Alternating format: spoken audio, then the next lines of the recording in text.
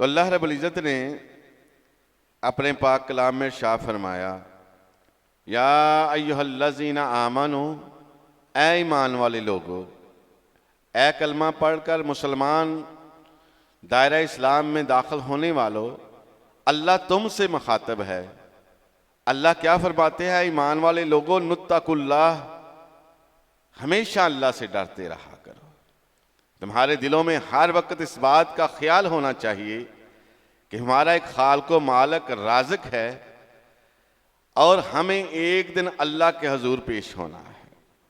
अल्लाह फरमाते हैं उस खशियत का आलिम ये है, वल तंजुर नफ्सुम मा कद्दमत लिगद, वो देखे अपने गिरेबान में जानकर कि कल उस दिन के लिए जिस दिन रब अपने सामने खड़ा करेगा, उस दिन के लिए आगे क्या भेज रहे हो, क्या है वो नेक माल, अल्लाह की कितनी फरमाबरदारी है जिस पर अमल करते हुए ना अमाल को जखीरा करते हुए आगे भेज रहे हो। वत्तकुल्लाह, ये कौन काम करेगा कि अपना मुहासबा करके कल क़यामत के लिए क्या कमाई कर रहा है उसको देखेगा। कौन वो शख्स होगा जो हकीकतन अल्लाह से डरता होगा। अल्लाह से डरने वाला अपने गिरेबान में झांकेगा कि मैं कल क़यामत के लिए आगे क्या भेज रहा हूं।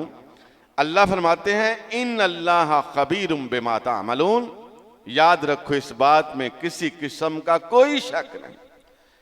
ऐसा यकीनन है कि जो जो तुम कर रहे हो, जो जो तुम्हारी हरकत सकनात हैं, जो जो तुम माशरे में मामलात कर रहे हो, कितनी रब की फरमाबरदारी, कितनी नाफरमानी, कितनी उसके हबीब की फरमाबरदारी, कितनी नाफरमानी, अल्लाह को तुम्हारे तमाम मामलात की अमलों की खबर है। तो अल्लाह रब्बुल इज़्ज़त ने इस आयत में हुक्म के साथ फरमाया कि ईमान वाले लोगों, कल क़यामत के लिए क्या कमाई करते हो उसको देखो।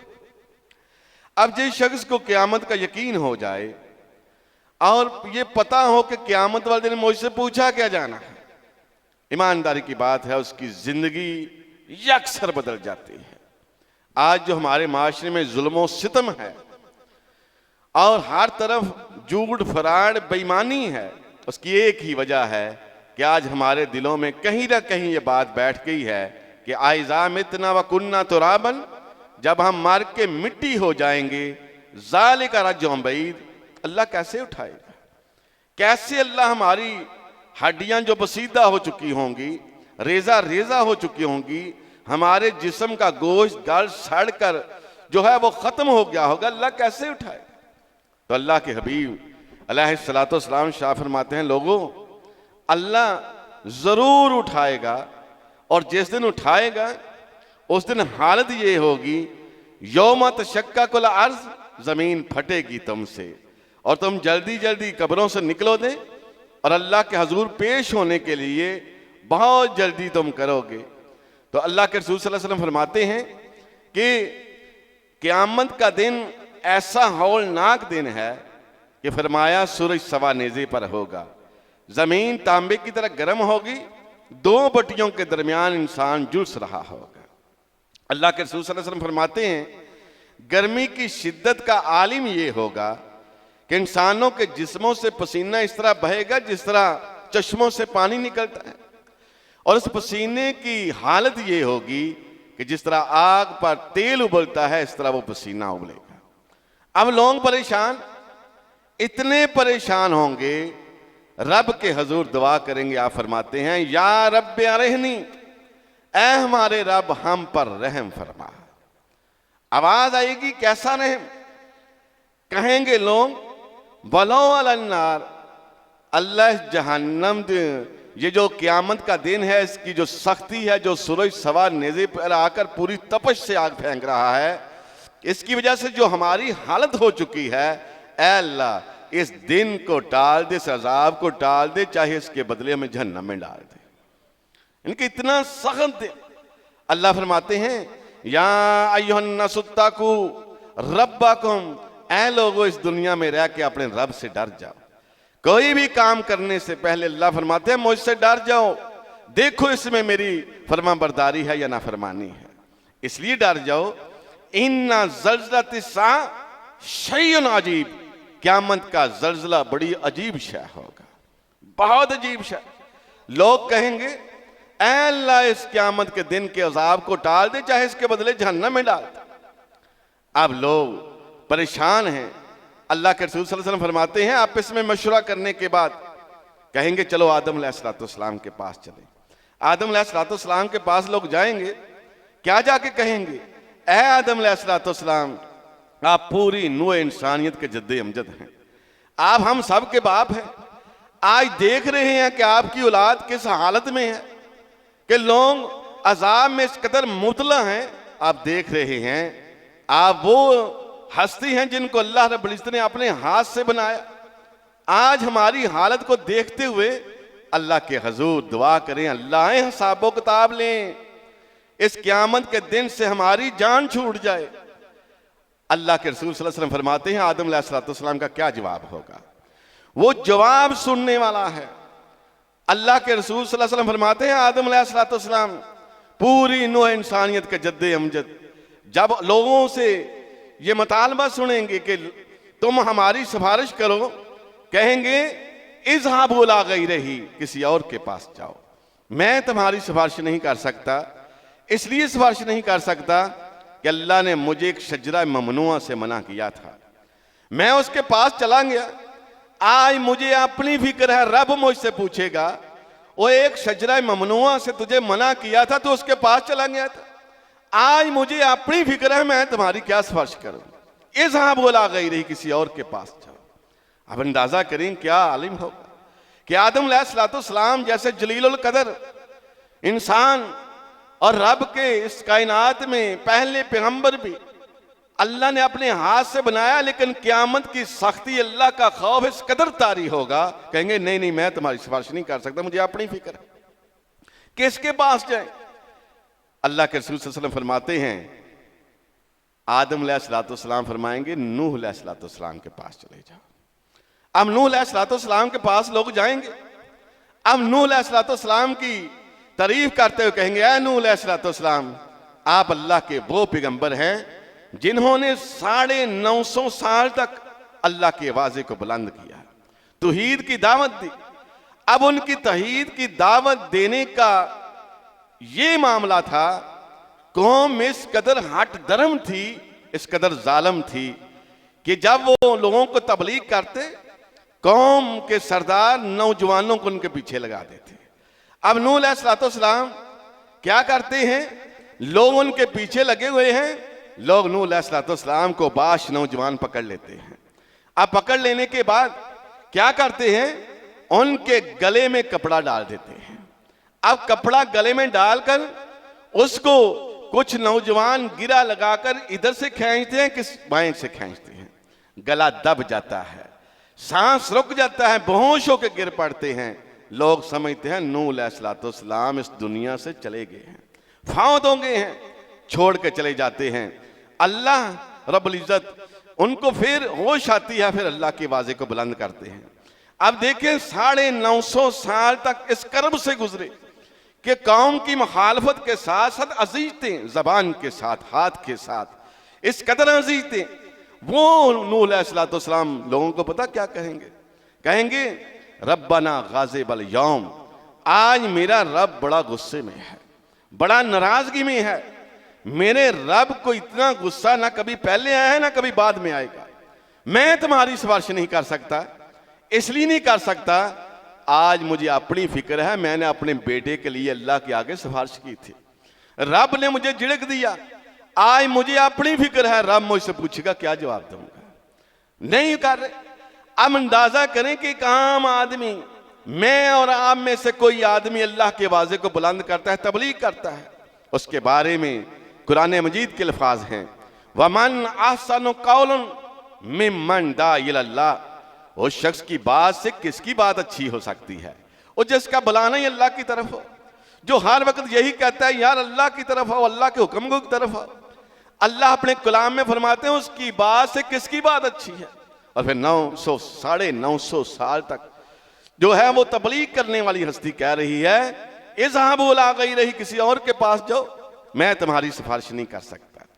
अब इसी तरह लोग एक एक पैगंबर के पास जाते हैं, आखिर में मोहम्मद रसूलुल्लाह सल्लल्लाहु अलैहि वसल्लम के पास आते हैं। अल्लाह के रसूल सल्लल्लाहु अलैहि वसल्लम सजदे में गिर पड़ते हैं।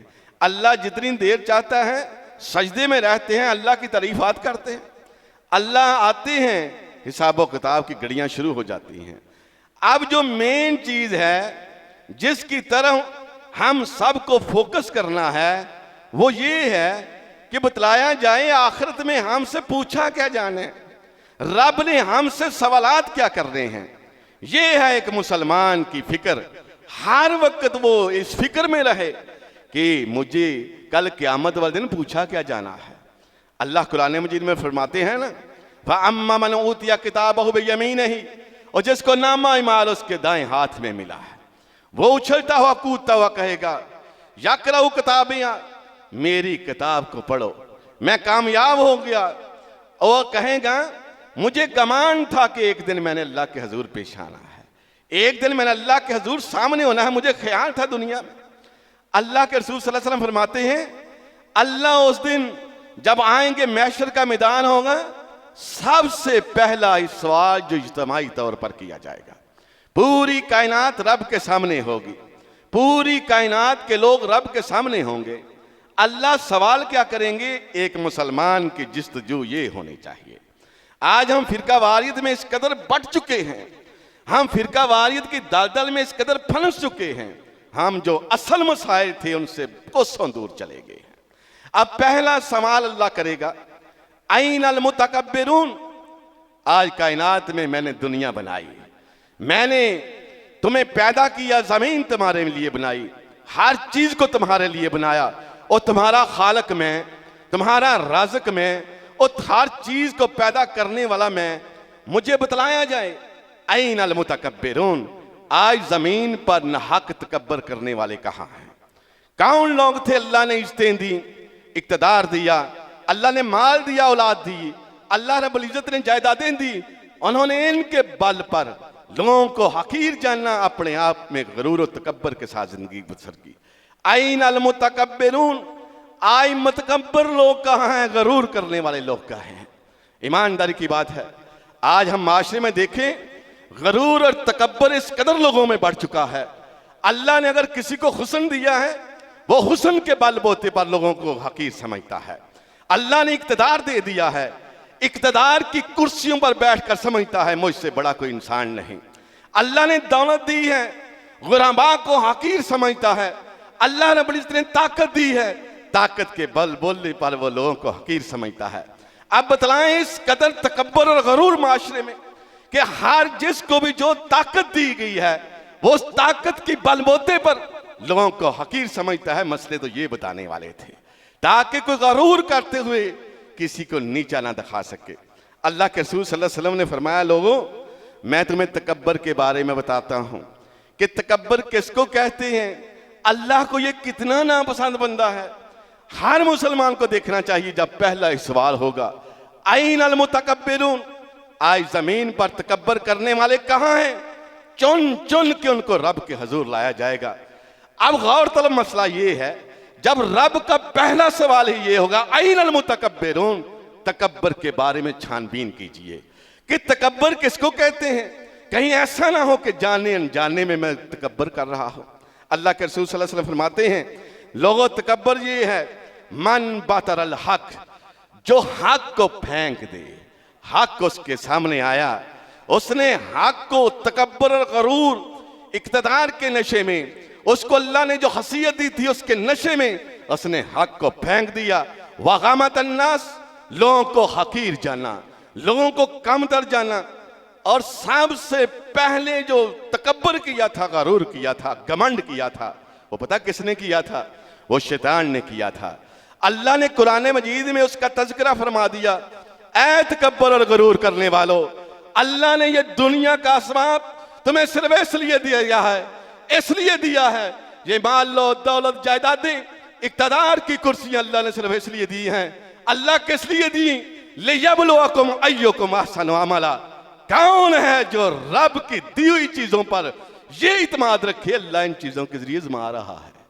अल्लाह फरमाते हैं मैं देखता हूं तुम में से कौन है ताकत पाने के बावजूद, जायदाद पाने के बावजूद, इक्तदार की कुर्सियों पर बैठने के बावजूद कौन है जो मुझे हाकिमुल हाकिमीन समझते हुए मेरी फरमाबरदारी करे।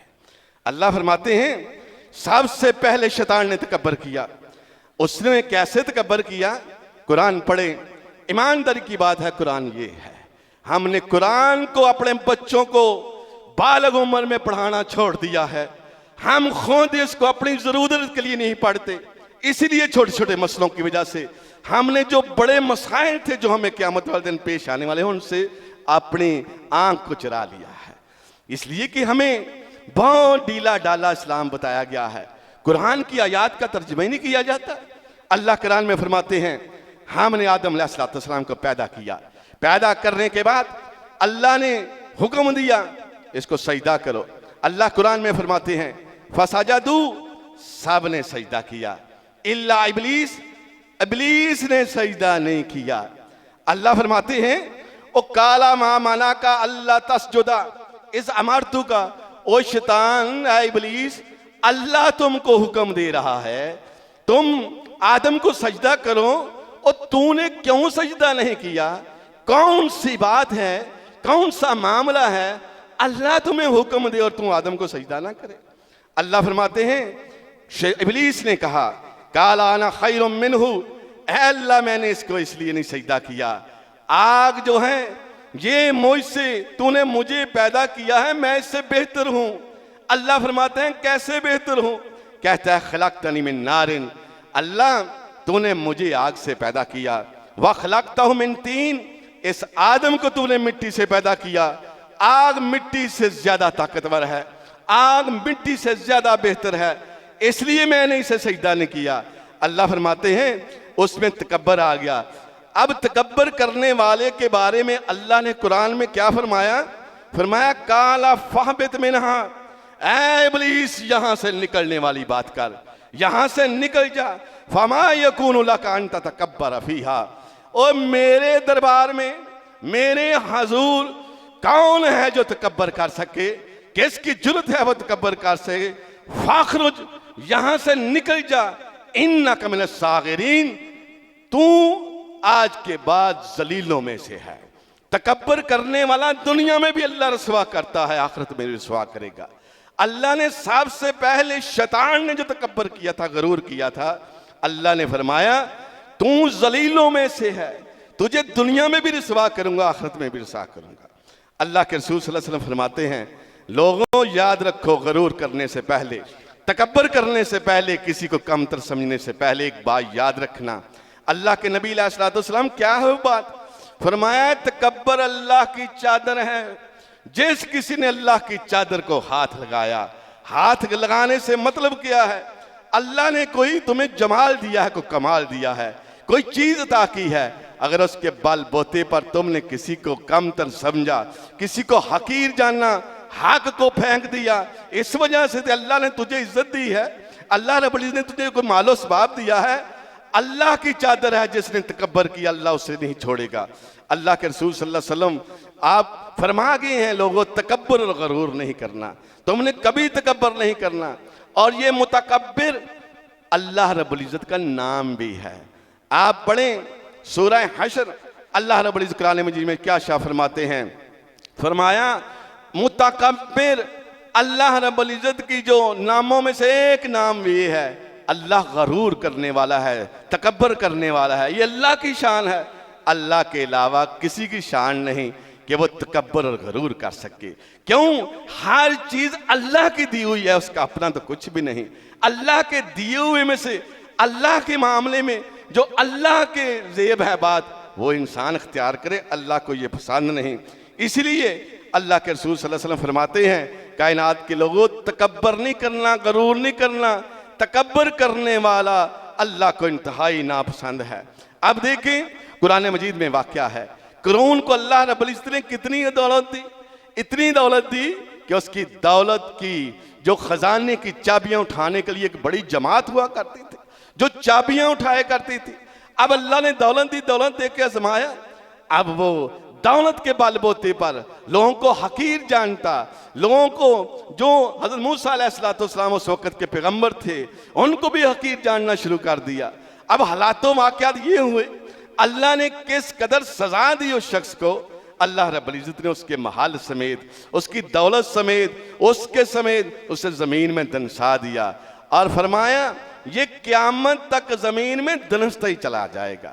इतनी सख्त सजा दी। अल्लाह कुरान में फरमाते हैं, ऐ कायनात के लोगों, वला तमशी फिल अर्ज़ मरहा, अल्लाह ने कोई ताकत इक़्तिदार, कोई तुम्हें कमाल और जमाल दिया है, उसके बलबूते पर जमीन पर अकड़ अकड़ के न चलना। अल्लाह फरमाते हैं, इन्नका लन तखरिकल अर्ज़ा, ओ बतलाओ जमीन पर अकड़ के चलोगे, बड़े ऐसे ऐसे ठाठे बाठे करके चलोगे, और तुम्हारे अकड़ कर चलने से जमीन फट जाएगी क्या? क्या तुम अपनी एड़ियों को जमीन पर मारते हुए अकड़ कर चलोगे, गरूर के साथ चलोगे? क्या तुम्हारे पाँव के जमीन पर पड़ने से जमीन फट जाएगी? अल्लाह फरमाते हैं, वलन तबलुगल जिबाला तूला, और तुम्हारे अकड़ कर चलने से तकब्बर के साथ क्या तुम पहाड़ की चोटियों तक पहुंच जाएगे? ऐसा नहीं है। अल्लाह फरमाते हैं, कायनात के लोगों, ये जमीन पर अकड़ के चलना, तकब्बर करना, गरूर करना, इस वजह से है तुम अपनी पैदाइश को भूल चुके हो। तुम्हें पता ही नहीं हमारी पैदाइश कहां से हुई। अल्लाह फरमाते हैं, जो अपनी पैदाइश को याद रखता है और उससे तो तकब्बर और गरूर से भी नहीं देता कि वह तकब्बर और गरूर करे। अल्लाह कैसे पैदाइश हुई? अल्लाह अपने कुरान में फरमाते हैं, और कायनात के लोगों, तकब्बर करने से पहले, गरूर करने से पहले, लोगों को हकीर समझने से पहले, अगर तुम में से थोड़ी सी भी अकल हो, थोड़ी सी भी बुद्धि काम कर रही हो, अपनी पैदाइश को याद रखना। अल्लाह कैसे पैदाइश हुई? फरमाया, इन्ना खलकनाहुम मिन नुत्फतिन अमशाज, दो कतरे मिले पेशाब की नालियों में से, दो कतरे मिलकर अल्लाह फरमाते हैं, हमने पेशाब की नाली के रास्ते उनको रहम में ठहराया। तुम्हारी पैदाइश की तकब्बर और गरूर करने वाले, लोगों को कमतर समझने वाले, गौर कर, तेरी पैदाइश दो गंदे कतरों से पेशाब की नाली के जरिए रहम में ठहराया। आगे चल, तेरी पैदाइश हुई कैसे? अल्लाह फरमाते हैं, और उसी पेशाब के रास्ते तुझे निकाला, और दाखिल भी तुम्हें पेशाब के रास्ते किया, खारिज भी तुम्हें पैदाइश के रास्ते किया। आज मेरी मखलूक को कमतर समझ रहा है। अपनी पैदाइश को देख तो सही, तुझे तकब्बर और गरूर से भी नहीं देता। क्यों ज़ेब नहीं देता? तेरा दखूल भी पेशाब की नाली से हुआ, खरूज भी नाली से हुआ। अल्लाह ये बार बार याद करा रहे हैं। अल्लाह फरमाते हैं, लोगों, तकब्बर किस बात का, और किस चीज का? 4 टके पैसे का, हुस्नो जमाल का। हुस्नो जमाल कितनी देर का? 10 साल 20 साल। और बुढ़ापे में जुरियां तो पहननी ही नहीं है ना। और मालो दौलत किस बात का गमान, और ख़त्म हो जाना है, तो हमने इस दुनिया से चले जाना है। और इक़्तिदार मिला है, कुर्सी मिली है, कोई मुलाजमत मिली है, कौन से हमेशा रहना है। अल्लाह फरमाते हैं, लोगों, तकब्बर गरूर किस बात का? अल्लाह कुरान में फरमाते हैं, बेसल अब्दू, और कायनात लगे लोगों, अल्लाह फरमाते हैं, अल्लाह के नबी अलैहिस्सलाम, बेसल अब्दू अब्दुन, बड़ा ही बुरा बंदा है, बड़ा ही पैड़ा बंदा है, बड़ा ही जो है गलत इंसान है। अब मुसलमान के कान खड़े हो जाने चाहिए। कौन है बंदा? और जिसको रब बुरा कह रहा है, और जिसको अल्लाह रब्बुल इज्जत फरमा रहे हैं बड़ा ही बुरा बंदा है। कौन सा बंदा? फरमाया, तखय्यल वख्ताल, और जो शख्स जिसको को नेकी की तौफीक मिल गई, नेक काम करता है और नेकी की बिना पर समझता है मैं बहुत नेक आदमी हूं, तकब्बर करता है, गरूर करता है। आज ईमानदार की बात है, उलमा की बातें सुने, उस आदमी की बातें सुने जो 2-4 नमाजें पढ़ लेता है। अब वो क्या कहता है? मुझसे बड़ा नेक आदमी कोई नहीं।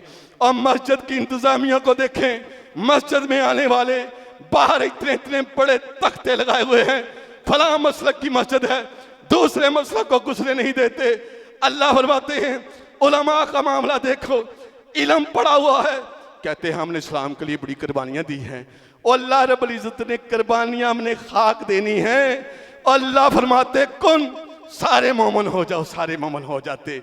और अल्लाह इस दीन की वजह से हमें जो इज्जतें देता है, अल्लाह इस दीन की वजह से हमें पता नहीं क्या क्या इलाते करता है, और वो इलाते तो आम आदमी को मिलती ही नहीं। एक मौलवी की लोग कितनी इज्जत करते हैं, बड़े बड़े आलम आज कैसे ऐशो आराम की ज़िंदगी बसर कर रहे हैं, और फिर सारी ऐशो आराम के बाद कहते हैं हमने कुर्बानियाँ बड़ी दी हैं।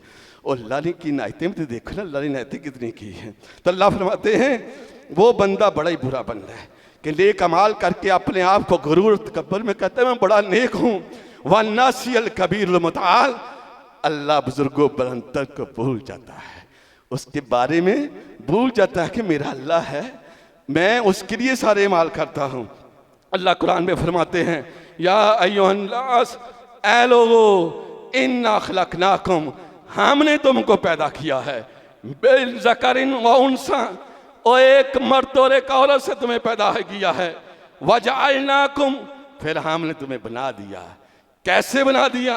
शऊबम व कबाइला, बरादरियों में कबीलों में हमने तुम्हें बट दिया। लेकिन याद रखो ये कबालों में बरादरियों में अल्लाह का बटना ये किसी तकब्बर और गरूर का मामला नहीं है, किसी का इसका बड़ापन नहीं है। अल्लाह फिर ये चीमे चट्टे दूसरी बरादरियां जो एक दूसरे को कमतर समझती हैं, अल्लाह ये बरादरियों का निज़ाम क्यों रखा? किसी को मोची बना दिया, किसी को नाई बना दिया, किसी को अल्लाह रब्बुल इज़्ज़त ने जट बना दिया, किसी को किसी बरादरी का, एक बरादरी दूसरी बरादरी को कमतर समझती है। हमारे मसाइल ये थे। अल्लाह फरमाते हैं ओ लोगों, और तुम्हें बरादरियों में इसलिए बांट दिया, तुम्हें कबाइलों में इसलिए बांट दिया, अल्लाह के इसलिए लितारफू, ताकि दुनिया में तुम्हारी एक दूसरे की पहचान हो सके। और ये इज्जतों वाले मामले बरादरियों की बेस पे नहीं। अल्लाह फिर तेरे नजदीक कौन तकवे वाला है, तेरे नजदीक इज्जत वाला कौन है? फरमाया इन्ना अक्रमकुम इंदल्लाहि अतकाकुम। कायनात के लोगों सुन लो, रब बरादरियों को नहीं देखा, जट्टों को नहीं देखता, कमियों को नहीं देखता जिनको हम कमी समझते हैं। अल्लाह के नजदीक सबसे बेहतरीन इज्जत वाला वो है जो अल्लाह की पसंद और नापसंद को सामने रखते हुए जिंदगी बसर करे, जो उसके रसूल की पसंद और नापसंद को सामने रखकर जिंदगी बसर करे। अल्लाह और उसके रसूल की पसंद का पता नहीं, उसके हबीब की पसंद और नापसंद का पता नहीं। माशरे में बरादरीज़म की बेस पर एक दूसरे को कमतर समझा जाता है। अल्लाह फरमाते हैं कायनात के लोगों सुन लो, ला यदखुलुल जन्नह, रब वादा देता है उसका हबीब की ज़बानी, ला यदखुलुल जन्नह अहदुन, और वो शख्स जन्नत में दाखिल ही नहीं हो सकता, उसका दाखिला रब ने बंद कर दिया है। क्यों बंद कर दिया है? फरमाया इसलिए तकब्बर करना मुझे ज़ेब देता है, तकब्बर गरूर मेरा मैं हूं। ये वो बंदा था जिसने दुनिया में रहकर ये भूल गया था माल को, खालिक को, अपनी तखलीक को भूल गया था, ये तकब्बर और गरूर करता था। ऐ मोहम्मद सल्लल्लाहु अलैहि वसल्लम इनको बता दीजिए, ला यदखुलुल जन्नत अहदन फी कल्बिही मिस्काला हब्बतिन मिन खर्दल मिन किबर, जिसके दिल में एक राई के दाने के दाल बराबर, एक राई के दाने के बराबर अगर तकब्बर और गरूर हुआ, रब वादा देता है ऐसे शख्स को अल्लाह जन्नत में नहीं दाखिल करेगा। अब बताएं कौन बचा है, कौन बचा है? अल्लाह फरमाते हैं कायनात के लोगों, ये तुम्हें जो बातें बताई जाती हैं और ये कोई किस्से कहानियां नहीं, ये तुम्हारी जिंदगी को पेश आने वाले वाकयात हैं। अल्लाह ने इस बात को यकीनी बनाने के लिए लोगों को यकीन आ जाए ऐसा हो के रहेगा। सूरह ज़ारियात खोले, अल्लाह फरमाते हैं वज़्ज़ारियाति ज़रवा, और कायनात के लोगों मुझे उन हवाओं की कसम है जो चीजों को इधर उधर घेरती हैं, आंधियों की कसम अल्लाह ने उठाई। अल्लाह फरमाते हैं फलहामिराति विक्रा, और लोगों अल्लाह तकब्बर करने वाले का ये हाल करेगा। मैं तुम्हें यकीन दिलाता हूं, मैं तुम्हें अपनी वाही के जरिए बतलाता हूं, तुम्हें यकीन दिलाने के लिए मैं रब कसमें उठाता हूं, और मुझे उन बादलों की कसम जो पानी को उठाए हुए हैं। दो कसमें लगातार उठा दी, तीसरी कसम सुने फल जारियाति युसरा। अल्लाह फरमाते हैं लोगों यकीन करो, तकब्बर करने वाला जन्नत में नहीं जा सकता। इसलिए नहीं जा सकता तकब्बर गरूर करना मेरे लायक है, मखलूक के लायक नहीं। फरमाया मुझे उन कश्तियों की कसम जो पानी के ऊपर नरमी से चलती है।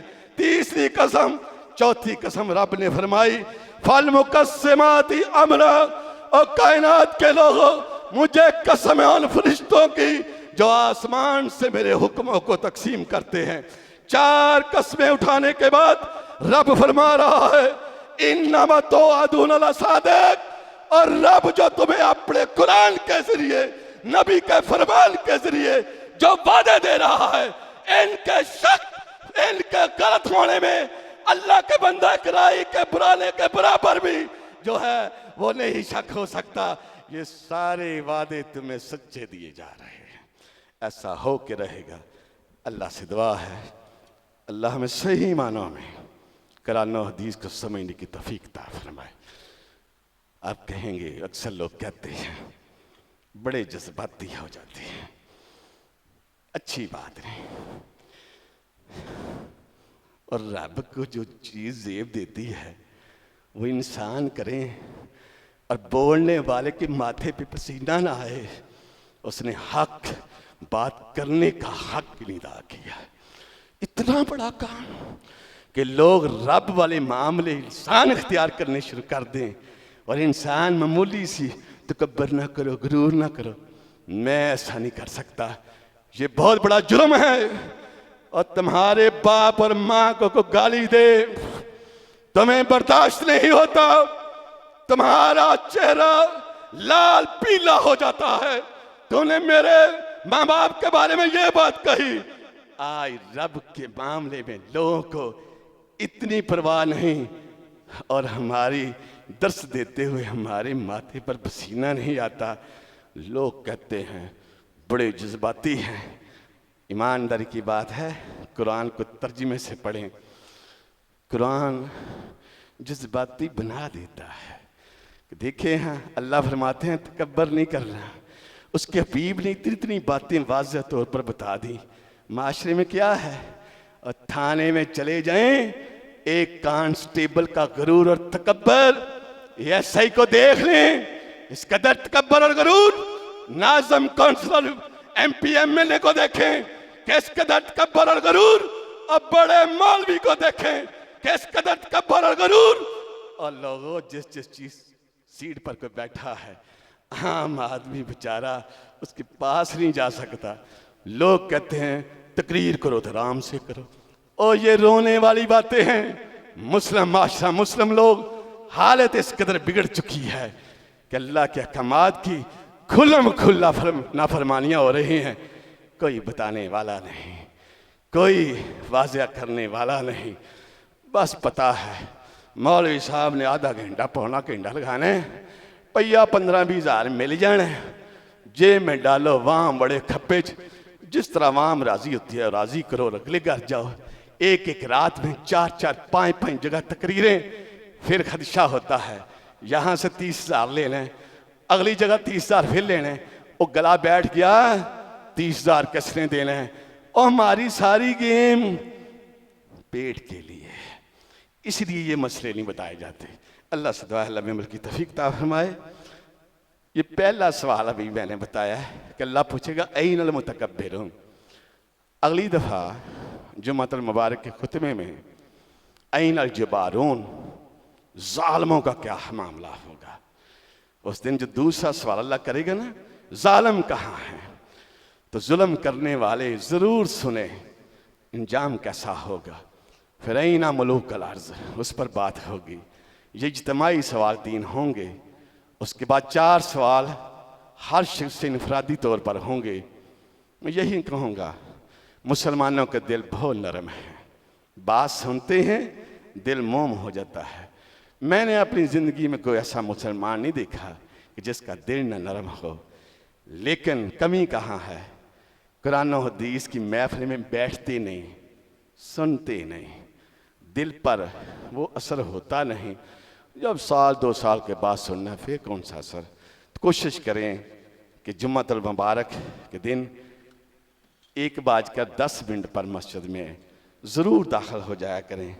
ये मैं जो आपको बताता हूँ ना कि इमाम के मिंबर पर खड़ा होने से पहले मस्जिद में इंसान दाखिल हो गया, एक एक कदम पर एक एक साल के रोज़े और नमाज़ों का सवाब। ईमानदारी की बात है, ऐसा ही है, लेकिन यकीन नहीं कि एक एक कदम पर इतना सवाब होगा। बेयकीनी की कैफियत है। इस बेयकीनी की कैफियत को यकीन में बदलने के लिए जहाँ कहीं भी आप हैं, जो जहाँ जिस मस्जिद से भी आपने जाना है, कोशिश करें इमाम के मिंबर पर तकरीर करने से पहले मस्जिद में दाखिल हो जाए ताकि उस सवाब को हासिल किया जा सके। तो सारे कोशिश ज़रूर करें कि 1:10 तक मस्जिद में ज़रूर आ जाएं। अल्लाह से दुआ, अल्लाह हम सबको मुल्क की तौफीक अता फरमाए।